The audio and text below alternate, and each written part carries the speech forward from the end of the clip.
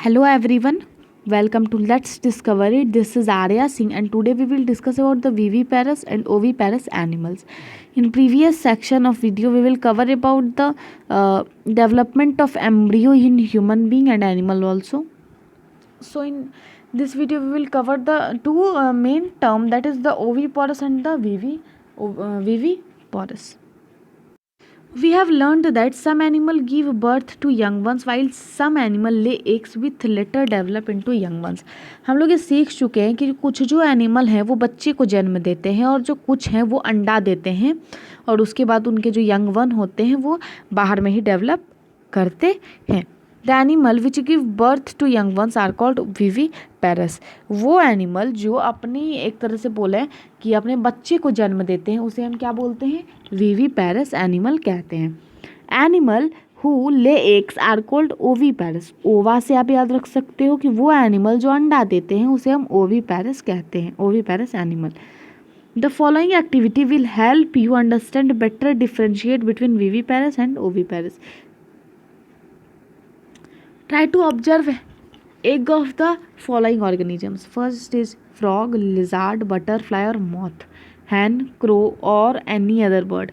Were you able to observe egg of all of them? Make drawings of egg that you have observed. The egg of a few animal are easy to observe because their mother lay them outside their body. जो egg होता है किसी animals का उसे हम आसानी से देख सकते हैं क्योंकि जो उनकी जो मदर होती है वो उसे अपने बॉडी से बाहर ही अंडा देती है. These are example of oviparous animal. ठीक है, तो वो किस एग्जाम्पल है, ओविपेरस एनिमल के एग्जाम्पल है. But you would not be able to collect the egg of a dog, cow और कैट. लेकिन आप एक कुत्ते का, बिल्ली का और गाय के अंडे को आप कलेक्ट नहीं कर पाओगे. This is because they do not lay eggs. ये इसलिए क्योंकि ये अंडा देते ही नहीं है. The mother give birth to the young ones. जो इनकी माँ होती है ये यंग वंस को क्या करती है, बर्थ देती है, यानी जन्म देती है. These are examples of viviparous animal. ये किस चीज़ का एग्जाम्पल है, विविपेरस एनिमल का एग्जाम्पल है.